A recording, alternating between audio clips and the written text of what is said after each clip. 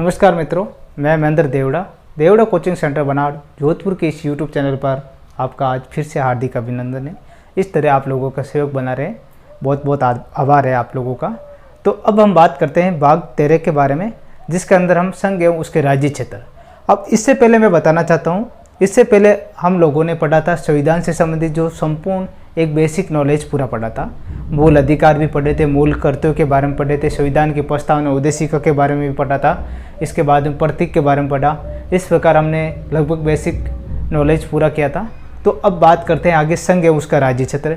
उसमें हम क्या करेंगे, देशी रियासतों का एकीकरण, केंद्र शासित प्रदेश किस प्रकार बने, और भारतीय जो संविधान जो भारत आज़ाद हुआ उससे पहले कितने रियासतों में था और किस प्रकार इनका बंटवारा हुआ, कैसे हुआ, ये सब चीज़ें हम एक अनुच्छेद से भाग के माध्यम से पूरी बताने की आपको कोशिश करेंगे। सब लोगों को अच्छा फ़ायदा हो आप लोगों को। और रही बात है, सभी प्रतियोगिता परीक्षा के लिए एक महत्वपूर्ण कंटेंट हम तैयार कर रहे हैं, एक स्पेशल परीक्षा के लिए नहीं है। ये महत्वपूर्ण में आपको कोई भी चाहे आप एग्ज़ाम दो इन फ्यूचर, उनके लिए भी अच्छी आपको मददगार साबित होगी। इस प्रकार आप लोगों का सहयोग हमेशा बना रहे। आगे हम बात करते हैं संघ एवं राज्य क्षेत्र के बारे में। तो सबसे पहले इंपॉर्टेंट चीज़ तो हम ये करेंगे, संविधान के अंदर भाग है 22। सबसे पहली बात तो आती है भाग है 22। अब 22 में भाग फर्स्ट के बारे में पढ़ेंगे आज। भाग फर्स्ट में है संघ एवं राज्य क्षेत्र। ये मैंने पढ़ाए थे भाग, जो 22 भाग थे, 22 भागों को याद रखने की ट्रिक्स पता थी। संघ एवं राज्य क्षेत्र, राज्य क्षेत्र के बारे में चर्चा की गई है संविधान के भाग 1 के अंदर।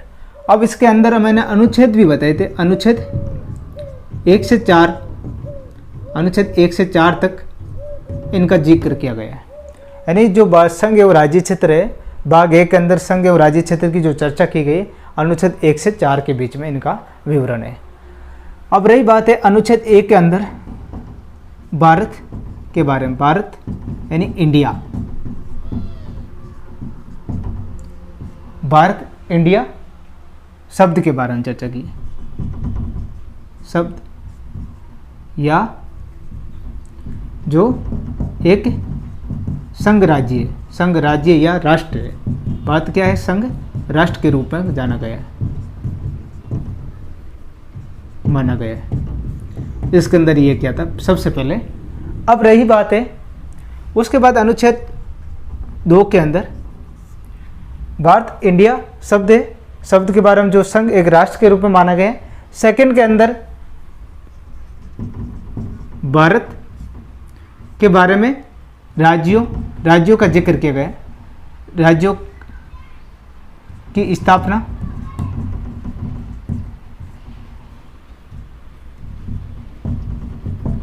के बारे में संपूर्ण विवरण है।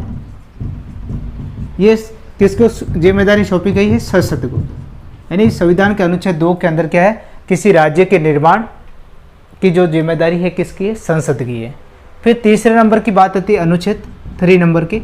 ऐसे पूछ सकते हैं कि संघ एवं राज्य क्षेत्र का भारतीय संविधान के भाग में कौन से में जिक्र है। भाग 1 के अंदर है। भाग 1 के अंदर अनुच्छेद कितने, अनुच्छेद 1 से 4 के बारे में। फिर हमने पढ़ा था इससे पहले भागों के माध्यम से 22 भाग कराए थे मैंने। इससे पहले वीडियो आप जरूर प्ले लिस्ट में जाकर वीडियो जरूर देखना, उसमें संपूर्ण वीडियो के अंदर अलग अलग टाइप में बताए गए। अब रही बात है भाग 2 के बारे में, अनुच्छेद 5 से 11 के बीच में अनुच्छेद 2 के बारे में। फिर नागरिकता बारे में पढ़ाया गया। अब नागरिक की कौन कौन सी स्वतंत्रता है और किस प्रकार नागरिक के जो मेल मूल करते हैं उसके बारे में पढ़ेंगे। फिर रही बात है भाग 3 के अंदर मूल अधिकार है, अनुच्छेद 12 से 35 के बीच में इनका विवरण मिलता है। भारतीय संविधान के भाग 3 के अंदर मूल अधिकार का विवेचन किया गया है। भारतीय संविधान के भाग 4 के अंदर मौलिक कर्तव्य उनके बारे में। तो ऐसे हम क्या एक सिस्टमेटिक करते रहेंगे। अब रही बात है भारत राज्यों की स्थापना के बारे में, संसद को जिम्मेदारी है, ठीक है। यानी संसद की जिम्मेदारी है कि वो राज्यों को किस प्रकार नए राज्य यानी कि स्थापना करे, या आकार में परिवर्तन भी कह सकते हैं, ठीक है। आकार उसको बढ़ा सकता है क्षेत्रफल। अब रही बात 3 नंबर, राज्यों की सीमा का परिवर्तन, सीमा का परिवर्तन, राज्यों की सीमा का परिवर्तन किस प्रकार, और आकार व स्थिति, इनकी संपूर्ण जो जानकारी मिलती है वो भी है संसद के प्रति उत्तरदायी है, संसद के प्रति उत्तरदायी है। अब रही बात अनुच्छेद 4 के बारे में, ऐसे हम शॉर्ट ट्रिक्स के माध्यम से पढ़ेंगे और बाकी जो हमारी बड़ी क्लास होगी उसके अंदर हम क्या करेंगे, इसको क्वेश्चन बैंक बनाएंगे।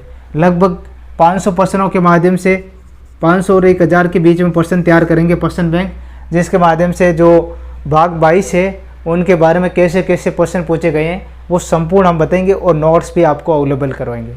ठीक है दोस्तों, आगे बात करते हैं इनका अनुच्छेद 4 के बारे में। अनुच्छेद 4 के अंदर क्या है, अनुच्छेद 4 में बताए गए हैं राज्यों के सीमा, आकार में संशोधन के प्रति संशोधन का जिक्र वह संसद के प्रति बहुमत के माध्यम से, बहुमत के अनुसार परिवर्तन कर सकते हैं। अब ये बात आ गई, जैसे मान लो अनुच्छेद 1 से 4 के बारे में, फिर बात आती है देशी रियासतों का एकीकरण।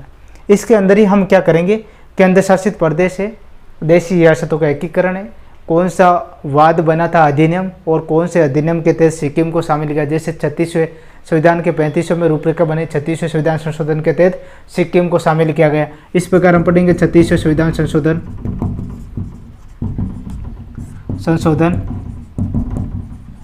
के तहत सिक्किम को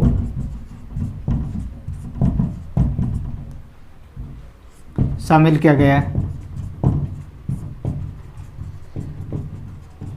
केंद्र शासित प्रदेश के रूप में, केंद्र शासित प्रदेश के रूप में।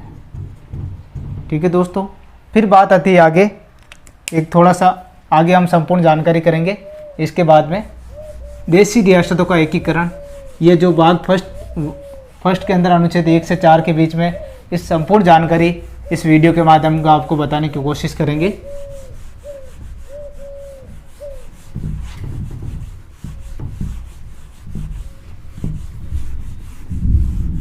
अब रही बात आगे संविधान संशोधन से देशी रियासतों का एकीकरण किस प्रकार हुआ और कौन कौन सी कठिनाइयों से गुजरना पड़ा, वो संपूर्ण के बारे में हम पढ़ेंगे। हाँ, देशी रियासतों का एकीकरण,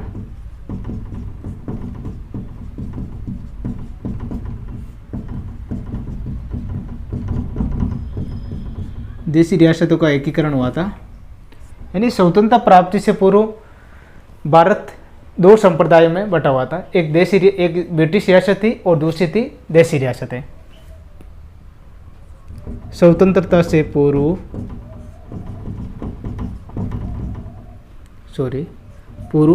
भारत 2 रियासतों में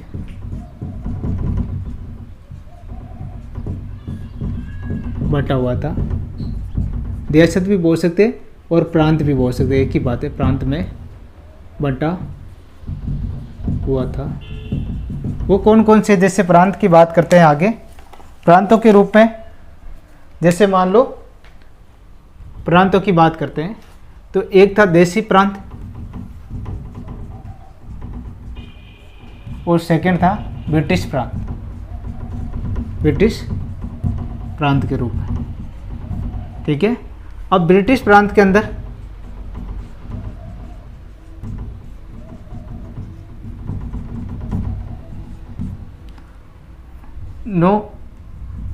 ब्रिटिश प्रांत 9 प्रांतों में बटा हुआ था,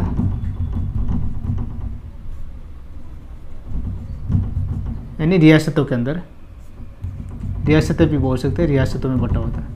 अगर बात करते हैं सेकंड नंबर आपका है ब्रिटिश के बाद देशी प्रांत के बारे में।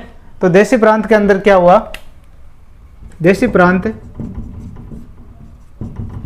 देशी प्रांत या रियासतें भी बोल सकते हैं। ये देशी प्रांत जो रियासतें थी कितनी थी? ब्रिटिश के अंदर 9 रियासतें थी, ये ध्यान रखना 9, और इसके अंदर थी 600 रियासतें।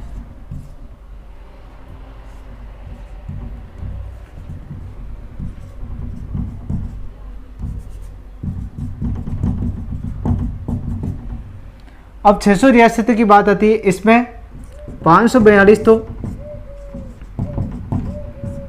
भारत में शामिल हो गई,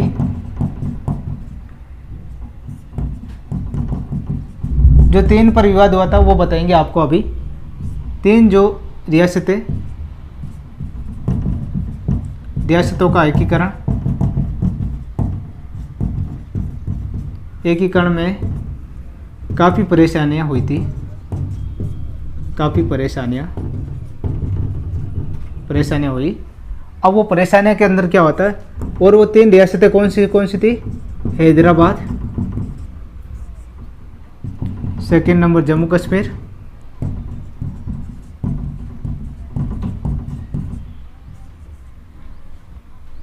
तीसरी थी जूनागढ़।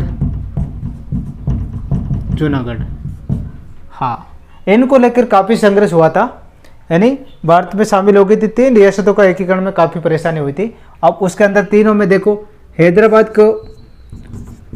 के लिए क्या करना पड़ा? सैन्य बल का प्रयोग करना पड़ा, यानी सेना से ही समझे थे ये लोग, यानी सैन्य बल द्वारा इनका एकीकरण किया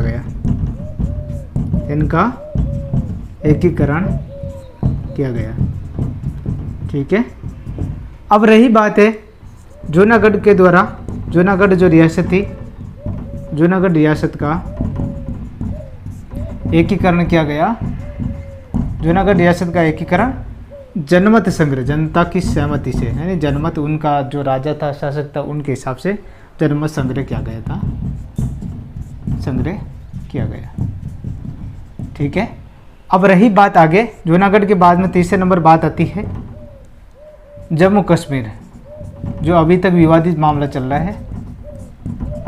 अब तो इनका कंप्लीट हो गया, लेकिन अभी तक जो चल रहा था, जम्मू कश्मीर रियासत की जो बात आती है, जम्मू कश्मीर रियासत के जो शासक थे वहाँ उस समय हरी सिंह के बारे, ठीक है। तो जम्मू कश्मीर रियासत के बारे में हम पढ़ते हैं, तो जम्मू कश्मीर रियासत का जो एकीकरण में काफ़ी परेशानी इसलिए भी हुई, और साथ में जो पाकिस्तान के कबीलियों या हम बोल सकते हैं आतंकवादी, जो भी कबीलियों के आक्रमण के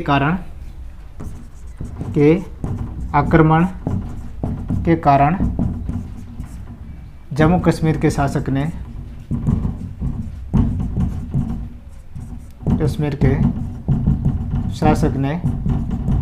विलय पत्र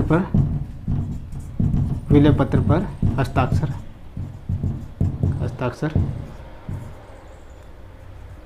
किए, ठीक है दोस्तों। अब बात आती है 600, तो 600 में 542 जो भारत के अंदर शामिल हो गई, पीछे रही 40 यानी 58। अब 58 को लेकर काफ़ी संघर्ष हुआ था। 58 जो पाकिस्तान के अंदर शामिल हो गई, 58 जो यानी 58 रियासतें पाकिस्तान में चली गई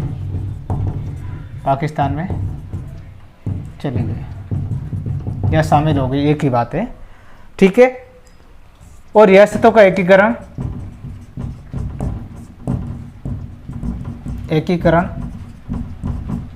सरदार वल्लभ भाई